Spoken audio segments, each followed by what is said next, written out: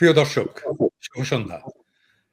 আজকে আমাদের অতিথি হিসেবে উপস্থিত আছেন আমার একজন অত্যন্ত প্রিয় মানুষ।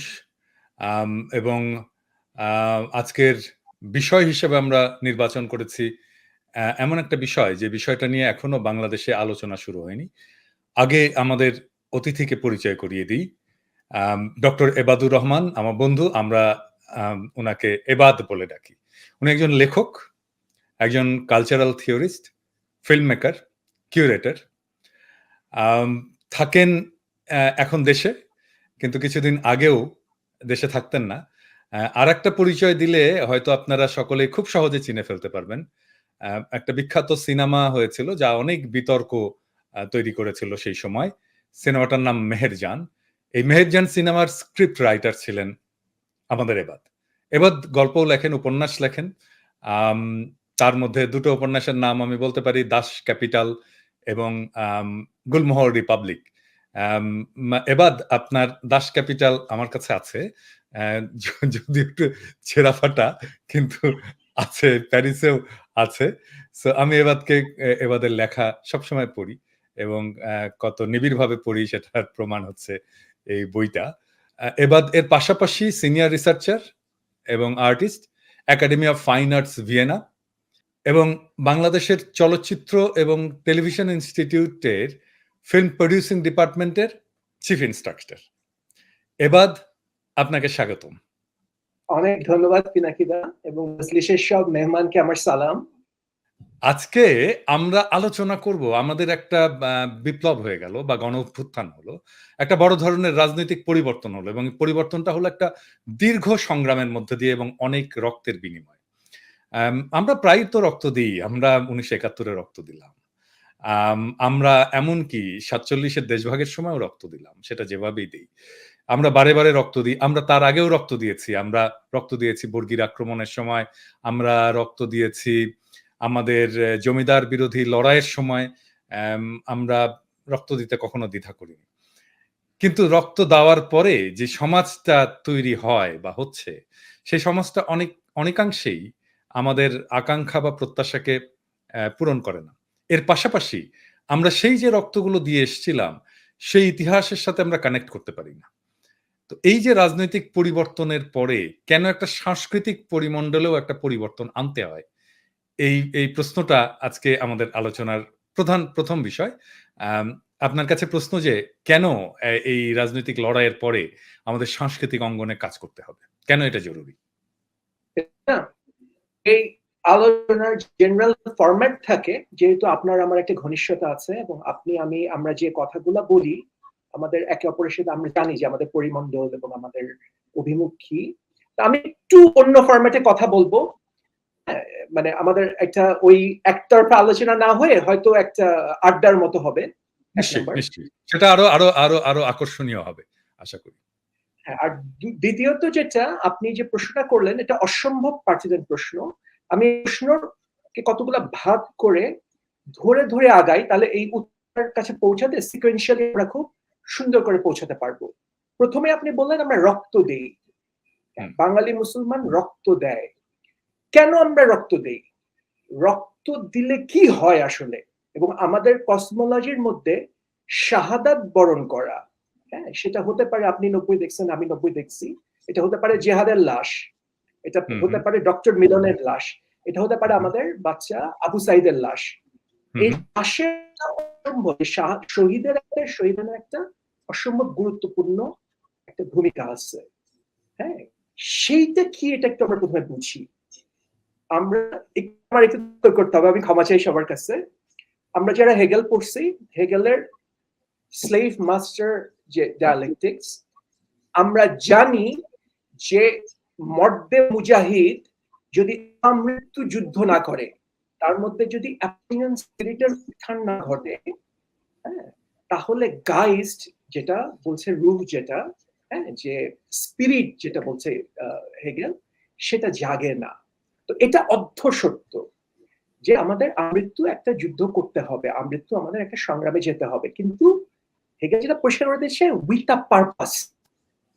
সংগ্রাম কিন্তু লাইব্রেরিতে হয়েছে 60s-এ। হ্যাঁ, আমরা উগান্ডাকে নিয়ে ঠাট্টা তামাশা করি, উদি আমিনের উগান্ডা কিন্তু মারামারি হচ্ছে, অনবরত, রক্ত সারা বারবার দিচ্ছে।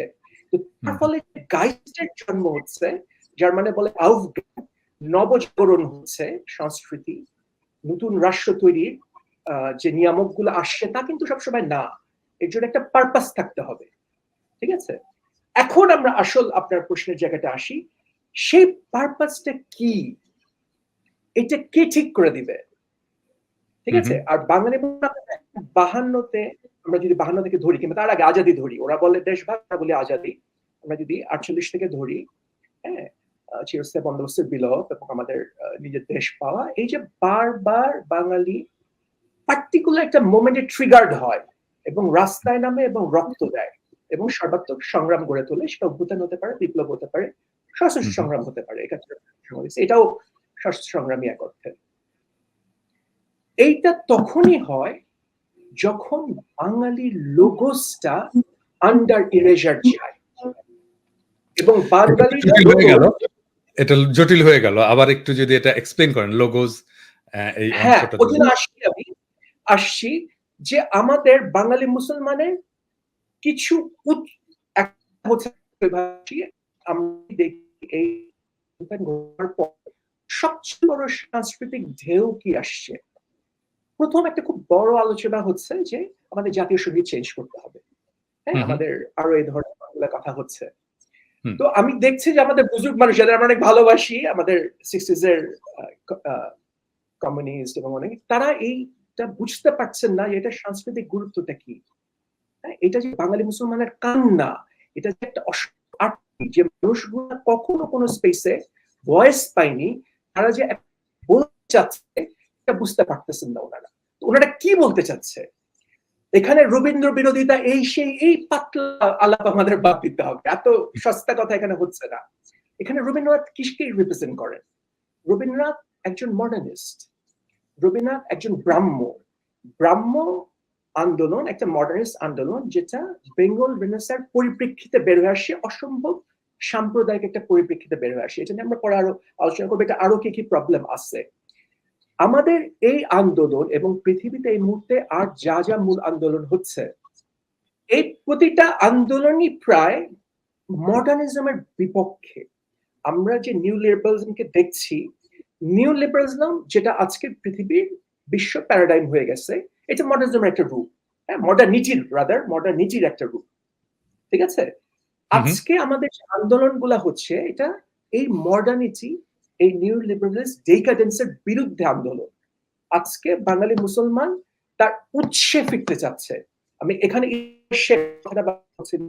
মূল কথাটা ব্যবহার করছি না, কারণ বাঙালি কসমোলজিতে আমার বিদ্যাবোধ অনুযায়ী শেকড়ের যে প্রতীক, এটা একেবারে নতুন। আমরা নদীর দেশ, আমরা উৎস নিয়ে কথা বলি। ঠিক আছে, তো বাঙালি মুসলমান উৎসে ফিরতে চাচ্ছে এবং সে উৎসে ফিরতে চাচ্ছে ট্র্যাডিশনের ভিতর দিয়ে, এবং সে মডার্নিজমকে ফাইট করে, মডার্নিটিকে ফাইট করে। তো এই জায়গায় রবীন্দ্রনাথকে নেগেট করছে। সে চাচ্ছে তার উৎসে ফেরার যে জার্নি, এটাকে রিপ্রেজেন্ট করে এমন কোনো কিছু যেন আমাদের রণসঙ্গীত হয়, আমাদের জাতীয় সঙ্গীত হয়, আমাদের রিপ্রেজেন্ট করে, আমাদের গাইসকে ধারণ করে।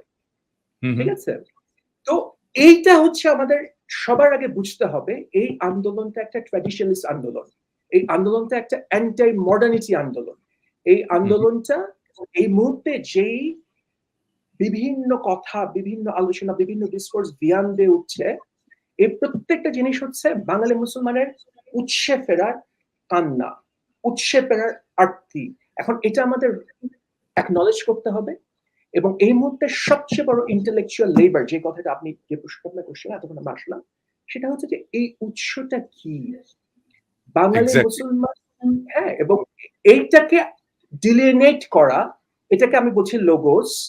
হ্যাঁ, লোগোসটা কি এটা আমরা ব্যাখ্যা করব, কিন্তু এই যে বাঙালি মুসলমান যা যা হতে পারে, যেটা হলো যে মুহূর্তে আমরা বেঙ্গল রেনেসার পরিপ্রেক্ষিতে চলে যাচ্ছি এবং বেঙ্গল থেকে বের হয়ে আসা বাঙালি জাতীয়তাবাদ, যেটা আপনি আমি আমরা সবাই জানি,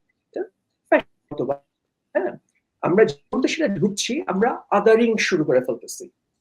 আমরা জাতিবাদ শুরু করে ফেলতেছি। আচ্ছা, এবার এখানে আমি একটু ইন্টারাপ্ট করতে চাই, মানে একটু আমার বোঝার সুবিধার জন্যই। সেটা হচ্ছে যে আপনি যখন বলছেন বেঙ্গল রেনেসা, তো বেঙ্গল রেনেসা বলতে কি আমরা এটাই বুঝবো যে বেঙ্গলকে সেই সময়কার এলিটেরা ইউরোপ বানাতে চেয়েছিল, মনের দিক থেকে ইউরোপ বানাতে চেয়েছিল, যেটা আমাদের উৎস না। আমি কি ঠিক বললাম? একদম। আর আপনি এই প্রশ্নগুলো করলে আমার কথা বলা আসলে খুব ইজি হয়ে যাচ্ছে। এখন আমার লোগোস ডিফাইন করা খুব ইজি হয়ে যাবে। আচ্ছা, লোগোস কথাটার সাথে একটা সেন্স অফ মর্টালিটি, যেটাকে হাইডেগার বলে ফিনিচুড, তার একটা সম্পর্ক আছে। হ্যাঁ? এবং এই যে যখন আমরা সংগ্রামে যাচ্ছি, এখানে আমার বায়োলজিক্যাল শরীর শুধু বিপদে পড়ছে না।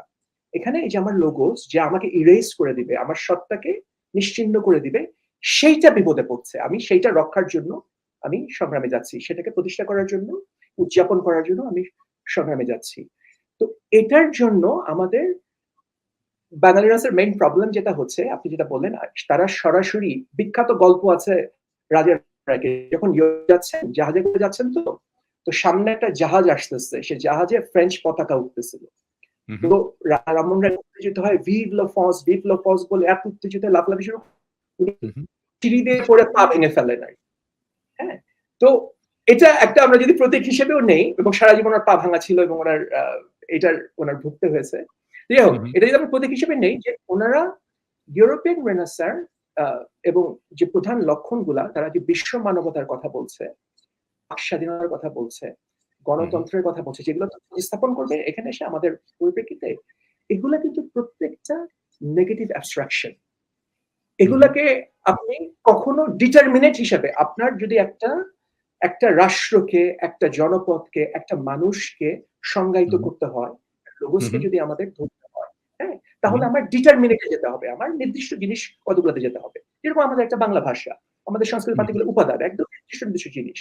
কিন্তু ইউরোপ তো কলোনিয়ালিজম করতে হবে, তাদের তো সারা পৃথিবীর মধ্যে নিজেকে শ্রেষ্ঠ পরিণত করতে হবে।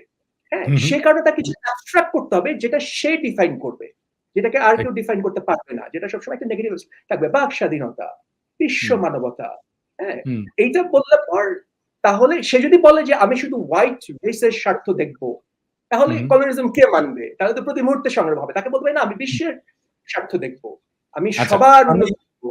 আমি এবার আরেকটু আমার নিজের বোঝার জন্যই আর কি, এটা আরেকটু আমি করে নিই।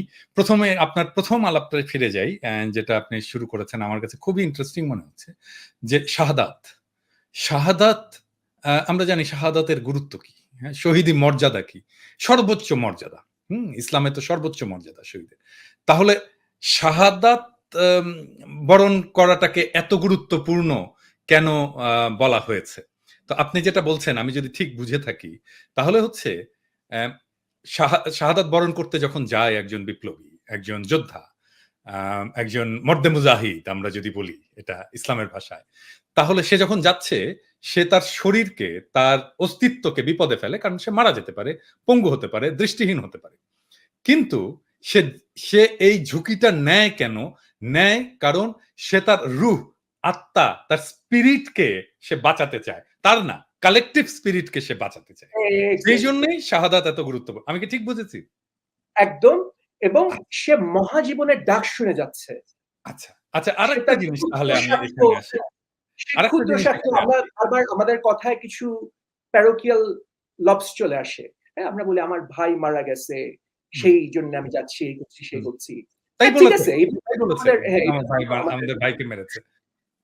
মেরেছে, এই বেদনা তো সত্যি। কিন্তু একজন শহীদ যখন যাচ্ছে, সে শুধু তার সম্প্রদায় অথবা তার একজন সত্যিকার বিপ্লবী যখন যাচ্ছেন, সম্প্রদায়, তার পরিবার, এদের এক্সাক্টলি কম কথাটা, সে তার উম্মার স্বার্থের জন্য যাচ্ছে। এবং এইখানেই গ্রিক লোগোসের সাথে আমাদের লোগোসের পার্থক্য। এখানে আমরা মাল্টিপোলারিটির আলোচনায় আসবো। আমি এই জায়গায় যাবো, আমার আলাপটা শেষ হয়নি। আরেকটা জায়গায় আরেকটু ক্লারিফিকেশনের জন্য বলছি। সেটা হচ্ছে যে আমরা যখন বলি যে বেঙ্গল রেনেসা এবং এটা নিয়ে নানা ধরনের সমালোচনা, আপনি যেভাবে প্রেজেন্ট করলেন, সেটা হচ্ছে, আমি বলেছিলাম যে রেনেসা ছিল এমন একটা আন্দোলন যেখানে বাঙালির মনকে ইউরোপের মনের মতো করে তৈরি করার একটা চেষ্টা হয়েছিল। কিন্তু ইউরোপের মনটা কেন আমরা গ্রহণ করবো না? ইউরোপ তো উন্নত রাষ্ট্র।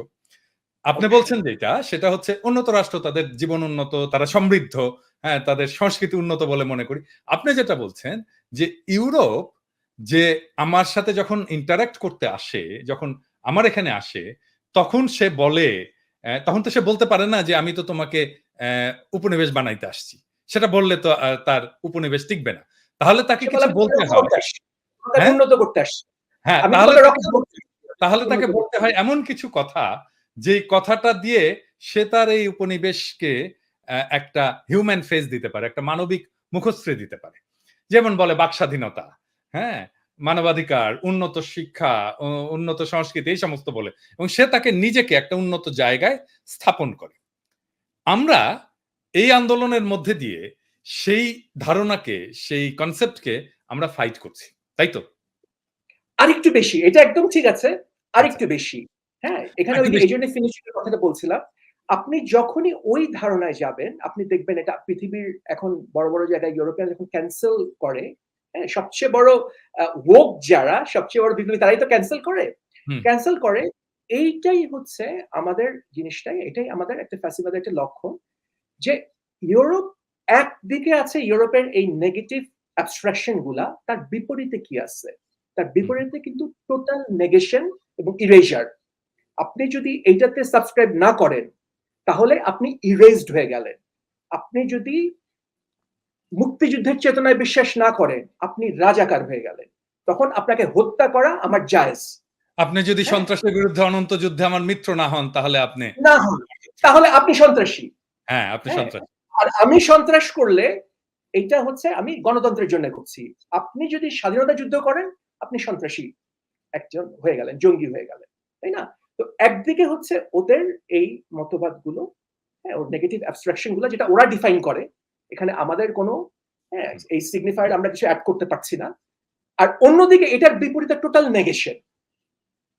হ্যাঁ, এটার বিপরীতে টোটাল আমরা ইরেজ করে দিচ্ছি, আর কিছু নেই। কিন্তু আমরা যে কথা বলছি, আমরা যে যখন ফিনিশিং এর কথা বলি, একজন মর্দে মুজাহিদ যখন মহাজীবনের ডাকে তার জীবন উৎসর্গ করে, তার বিপরীতে কিন্তু আরো অনেক, অনেক ছোট, ছোট, হ্যাঁ, ছোট, ছোট ফিনিচিউড, ছোট, ছোট লোগোস আছে, যাদের সাথে আমরা ডায়ালগ করতে পারি। আচ্ছা, নেগেশন না। আপনি যদি আচ্ছা। বাঙালি না হন, যেটা আমাদের জাতির পিতা বলছে যে, "তোরা সব বাঙালি হয়ে যা।" হুম, হ্যাঁ? আপনি যদি পাহাড়ি, সাঁওতাল হন, তো সম্ভব না। আপনার সব বাঙালি হয়ে হুম, যেতে হবে। আজকে আমাদের হুম, পাহাড়ে হুম, গন্ডগোল হচ্ছে। কিন্তু আমি যে একজন বাঙালি মুসলমান, তার বাঙালি মুসলমান হইতে গেলে তার যে মক্তুর সাথে কথা বলতে হবে, তার যে নাথ সম্প্রদায়ের মানুষের সাথে কথা বলতে হবে এবং আমার ইতিহাসের মধ্যে এই ডায়ালগ গুলা প্রবিষ্ট হয়ে আছে। হুম, হুম, ঠিক আছে? এবং আমরা যদি সিপাহী বিদ্রোহের পর সবচেয়ে বড় স্বাধীনতা সংগ্রাম যদি দেখি, দুটো মূল ধারা।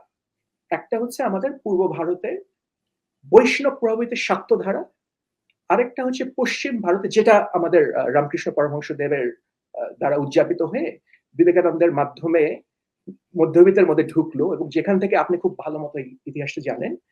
আমরা ১৯১০ সালের কংগ্রেসের ২৫তম সম্মেলনে আমরা দেখলাম যে হিন্দু মহাসভা গঠিত এবং হিন্দু মহাসভায় ঢুকছে, যেখান থেকে পরে ২৫ সালে আরএসএস তৈরি হলো। তাই না? এখান হুম, থেকে তো আরএসএস তৈরি হচ্ছে, তাই না? এটা হুম, একটা ধারা। আর হচ্ছে পশ্চিম ভারত, এটাও সাম্রাজ্যবাদী ধারায়। সাম্রাজ্যবাদী ধারা মানেই যে তারা আমাদের সাথী হবে, তারা যে আমাদের সঙ্গে থাকবে তা তো না। তার মধ্যে ফ্যাসিস্ট নেচার সবসময় থাকবে। সেটা হচ্ছে জৈন প্রভাবিত বৈষ্ণব ধারা, যেটাকে মেইনস্ট্রিম করেছেন গান্ধী। ঠিক আছে? এইটা মেইন আমরা সমাজবাদী ধারা দেখি এবং এই দুইটা ধারায় ভারতীয় এক জাতকে প্রতিষ্ঠা করতে চায়। আমাদের উৎসে ফেরার তাগিদ হচ্ছে এই এক জাতি তত্ত্বকে, হ্যাঁ, আমরা নেগেট করতে চাচ্ছি, ফাইট করতে চাচ্ছি। এক জাতি তত্ত্ব মানে কি? যেটা আমরা যখন ভারত বিরোধিতার কথা বলি, এগেইন আমরা বড় পিকচারটা মাঝে, মাঝে হারায় ফেলি। ভারত, আমরা ভারতের, আপনি যেটা বারবার স্ট্রেস করেন, আমরা তো ভারতের জনগণের বিরুদ্ধে না। আমরা যখন হিন্দুত্ববাদের বিরুদ্ধে কথা বলি, হ্যাঁ, হুম, হিন্দুত্ববাদের মূল যে প্রশ্নটা হচ্ছে যে হ্যাঁ, ভারতবর্ষ শুধুমাত্র একটা পার্টিকুলার ধর্মের মানুষের জন্য, অন্য মানুষ এখানে থাকবে, কিন্তু আইদার তাদের অনুগত হয়ে থাকতে হবে অথবা এই বৃহৎ জনগোষ্ঠীর মধ্যে আমাদের মিশে যেতে হবে। হুম, এইটার প্রতিবাদ করছিল বাঙালি মুসলমান। এই প্রতিবাদ করতে গিয়ে প্রথম তার লোগোসটা তৈরি হলো। সে ডিফাইন করা শুরু করলো যে আমি কি, এবং হুম, এই যে আমরা আমাদেরকে ডিফাইন করছি কতগুলো পার্টিকুলার ডি দিয়ে, তার মধ্যে ভাষা একটা খুব ইম্পর্টেন্ট উপাদান। হুম, হ্যাঁ, হুম, আমাদের জীবিকা আমরা কিভাবে করবো, এটা একটা খুব ইম্পর্টেন্ট উপাদান। হ্যাঁ, এই কতগুলো একদম পার্টিকুলার দিয়ে আমরা যখন এটা করা শুরু করলাম, এটা আবার আমরা মনে রাখতে হবে, এটা আবার অ্যারেস্টেড না। এটা আমরা 1947 সালে যেভাবে করছিলাম কিংবা 46 সালের রায়টের যেভাবে করছিলাম, আজকে 2001 সালের পর এই আমাদের জর্জ বুশের পর, ক্লিনটনের পর আজকে যখন এটা করব, এটা চেঞ্জ হয়ে গেছে। এর পার্টিকুলার মধ্যে অনেক নতুন উপাদান যুক্ত হয়েছে, অনেক পুরনো উপাদান চলে গেছে। হ্যাঁ, কিন্তু মূল কথা হচ্ছে যে আমাদের যে রূপ, আমাদের যে গাইস্ট, এইটা যখনই হুমকির সম্মুখীন হয়, বাঙালি মুসলমান খইয়া সাপের মতো ফোঁস করে ওঠে। সে তখন মহাজীবনের ডাক শুনে, তার জীবন তার কাছে তখন তুচ্ছ হয়ে যায়, তার ব্যক্তিগত জীবন তুচ্ছ হয়ে যায়।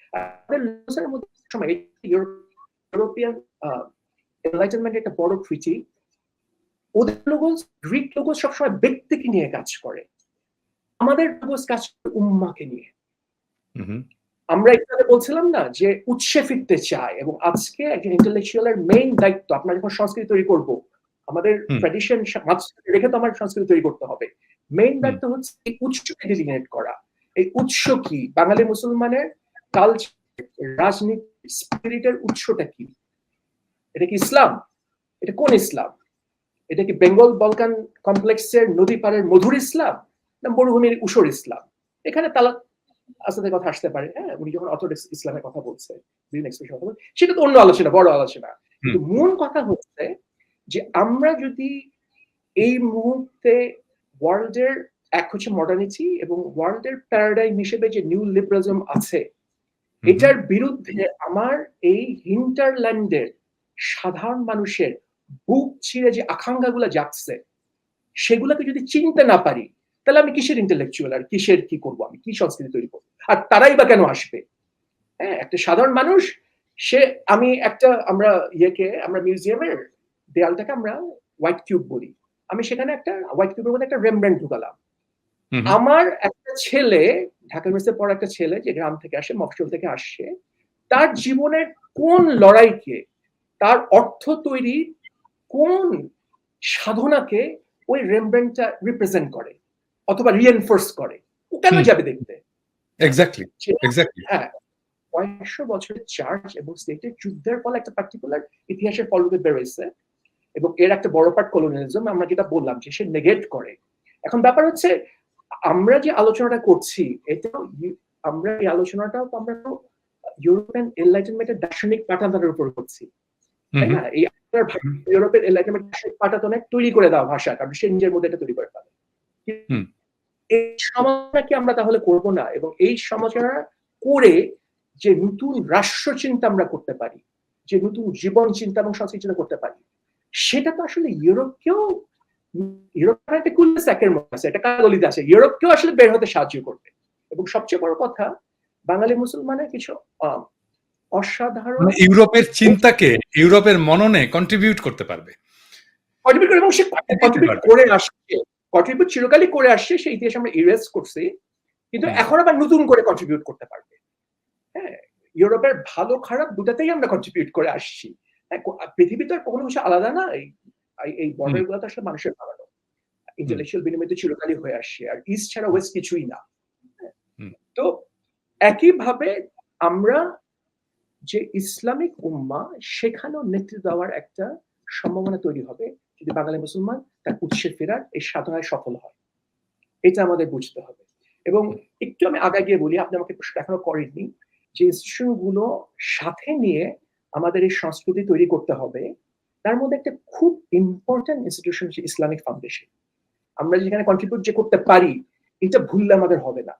হ্যাঁ, ইসলামিক ফাউন্ডেশন চিরকাল আমাদের খুব ইম্পর্টেন্ট রোল প্লে করে আসে। আবুল হাশেম সাহেব কিন্তু ইসলামিক, আবুল হাশেম সাহেব তো আমরা জানি সবাই, হ্যাঁ, উনি বদরুল সাহেবের বাবা ছিলেন, মন্ত্রী ছিলেন। উনি কিন্তু শেষ জীবনে যখন ওনাকে ইররিলেভেন্ট করে ফেলা হচ্ছে, উনি কিন্তু ইসলামিক ফাউন্ডেশন প্রধান তখন, ওখানে বসে একটা নতুন চক্র তৈরি করার সুযোগ নিয়েছিলেন। যাই হোক, তো এইটা হচ্ছে তার মানে ইউরোপের জায়গা থেকে উত্তরটা, যে এটা আরো ভয়ঙ্কর, শুধু ওরা তা না, এই নেগেশনের এগেইনস্ট আমাদের ফাইটটা করতে হবে। যে আমরা যদি এই ইউরোপিয়ান এই জিনিসগুলো না মানি, যেরকম আপনি মাঝে মাঝে বলেন না যে আমার আজকে ইউরোপের যদি কথা শোনাতে আমার হিউম্যাননেস নিয়ে কথা বলতে হবে, আমার ভাষা নিয়ে কথা বলতে হবে, এটা একটা ভয়ঙ্কর ফাঁদও, কিন্তু আমাদের এটা সচেতন থাকা দরকার। কারণ এর বিপরীতে কি? এর বিপরীতে কিন্তু টোটাল নেগেশন। কারণ ওরা যেভাবে বাক স্বাধীনতা বুঝে, আমার পার্টিকুলার মধ্যে তো আমি এভাবে বাক স্বাধীনতা বুঝবো না। এক্স্যাক্টলি। হ্যাঁ, আপনি ওখানেও বাক স্বাধীনতার মধ্যে কিছু কিছু ফাঁক আছে, কিছু লুপ হোল আছে। ওরা বাক স্বাধীনতার কথা বলতে পারবে না, কিন্তু আপনি অ্যান্টিসেমিটিক কথা বলতে পারবেন? না, জীবন ধ্বংস করে ফেলবে একদম। হ্যাঁ, এক্স্যাক্টলি। তাহলে আমি আমার এখানে আমি রাসূলের নামে কার্টুন কেন করতে দিব? হুম, এটা খেলাফ হয়ে গেল, হুম। তাই না? তো এই সমস্যাগুলো আমাদের করতে করতে আগাতে হবে। এক্স্যাক্টলি। আচ্ছা, আর আপনি একটা ইনস্টিটিউটের কথা বললেন যে আমাদের আগামীর সংস্কৃতি নির্মাণের জন্য আমাদের জন্য গুরুত্বপূর্ণ ইসলামিক ফাউন্ডেশন। আর কি ইনস্টিটিউট আছে অ্যাম যেটার মাধ্যমে আমরা আগামী সংস্কৃতি নির্মাণ করব? এবং সেটার সাথে আরো জানতে চাইবো যে এগুলো কিভাবে ফাংশন করছে? আমাদের প্রত্যাশা কি পূরণ করতে পারছে কিনা সেই ইনস্টিটিউট গুলো? এইটা বললে তো অনেক কথা। আচ্ছা, মূল কথা হচ্ছে যে আবার আমরা ফিরে আসি যে আমাদের তাহলে একজন ইন্টেলেকচুয়ালের এখন এই মুহূর্তে আমি ইচ্ছা করে বুদ্ধিজীবী শব্দটা ব্যবহার করছি না, কারণ বুদ্ধিজীবী তো এখন গালি হয়ে গেছে, তাই না? হুম, আমরা একদম ক্লাসিক্যাল সিস্টেম ইন্টেলেকচুয়াল শব্দটা ব্যবহার করি। ইন্টেলেকচুয়ালদের এখন রিয়েল কর্তব্য হচ্ছে বাঙালি মুসলমানের লোগোস, বাঙালি মুসলমানের আকাঙ্ক্ষা, বাঙালি মুসলমানের ভবিষ্যৎ অ্যাপ্রিহেন্ড করা। এটা এবং হচ্ছে এখন উৎস আমাদের মেইন না, এবং উৎস উৎসের জায়গা থেকে এবং ওয়ার্ল্ড কনটেক্সটে বুঝে। আরেকটা জিনিস বুঝতে হবে যে এখন আমরা অনেক জায়গা থেকে এখন এটা 21st সেঞ্চুরি এখন একটা অন্য জায়গায় গিয়ে পৌঁছাচ্ছে। আমরা অনেক জিনিস এখন আমাদের মাল্টিপোলার ওয়ার্ল্ড তৈরি হচ্ছে, এটা ইউনিপোলার ওয়ার্ল্ড আর নেই। শুধু আমেরিকার নেতৃত্ব দেবে সেই ওয়ার্ল্ড আর নাই, মাল্টিপোলার ইউরেশিয়া একটা ব্লক তৈরি হচ্ছে, নেটোর মধ্যে টার্কি ঢুকে গেছে। হ্যাঁ, এখন হাঙ্গেরি রোমানিয়া ঢোকার অনেক আলোচনা হচ্ছে, এটা টোটালি ডিফারেন্ট একটা ওয়ার্ল্ড। এখন এই ওয়ার্ল্ডে আমরা কিছু নতুন প্রবণতা দেখছি। এক হচ্ছে যে আমরা সাম্রাজ্য আর পাবো না, সাম্রাজ্য আর ওই অর্থে হবে না যে অর্থে আগে ব্রিটিশ সাম্রাজ্য ছিল কিংবা আমেরিকান সাম্রাজ্য ছিল, কিন্তু সিভিলাইজেশন ব্লক তৈরি হচ্ছে। এই যে উৎসের যে ভ্যালুগুলা, এই ভ্যালুগুলা যারা শেয়ার করে তাদের নিয়ে সিভিলাইজেশন ব্লক তৈরি হচ্ছে। হ্যাঁ, আমরা রাশিয়াতে দেখছি পুতিন যেটা করছেন, আলেকজান্ডার দুগিন এই মুহূর্তে পৃথিবীর সবচেয়ে বড় হাইডেগার বিশেষজ্ঞ, উনি ওনার উপদেষ্টা, ওনারা যেটা চিন্তা করছেন এটা সিভিলাইজেশন ব্লক, ওরা যেটাকে ইউরেশিয়া বলে। হ্যাঁ, আমেরিকার সিভিলাইজেশন এবং আমেরিকার রাইটিস্ট লেফটিস্ট দুই পক্ষই সিভিলাইজেশন ব্লক তৈরি করার চিন্তা করছে। ভারতের আরএসএস, হ্যাঁ, ভারতের এই মুহূর্তে মোদী সরকার যেটা করছে, ওরাও কিন্তু একটা সিভিলাইজেশন ব্লক তৈরি করার চেষ্টা করছে। আর এই রাজনীতি আমরা যখন উৎসকে ডিফাইন করছি, উৎসকে ডিলিনেট করছি, এই জায়গায় আমরা নিজেদের কিভাবে প্লেস করব? আমরা তো কোন দেশ, আমরা তো অন্তজ মানুষের সন্তান। আমাদের ফাইট তো আর কামান বন্দুক ওইভাবে হবে না। আমাদের চোরাগুপ্তা ইয়ে করে হামলা করে ঢুকে যেতে হবে, কারণ আমরা তো বিশ্ব দরবারে একটা আসন চাই, আমরা তো ইজ্জত চাই, আমাদের তো সে আকাঙ্ক্ষা।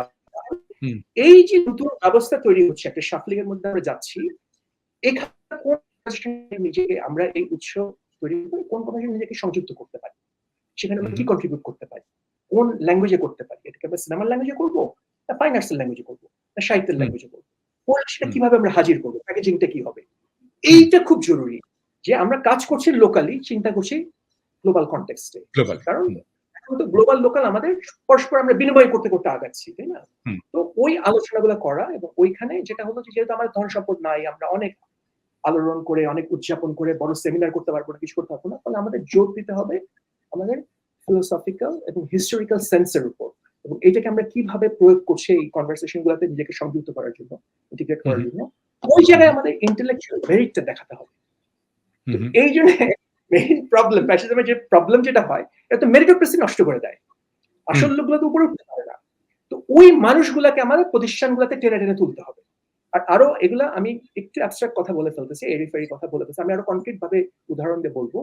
তো যে ইনস্টিটিউটগুলো আমাদের লাগবে, এটা আমার চিন্তা না, এটা একদম ক্লাসিক্যাল ভাবে আমরা যেটা জানি, হিস্টোরিক্যাল আমরা যেটা জানি, সেটা হলো যে একটা রাষ্ট্র, আমাদের মতো একটা রাষ্ট্রের যে ন্যারেটিভ, হ্যাঁ, যেখানে লোগোসটা, যেটাকে ওরা মুক্তিযুদ্ধের চেতনা বলতো, চেতনাই স্ফুটিত হবে, এটা করে হচ্ছে ইউনিভার্সিটি এবং মিউজিয়াম।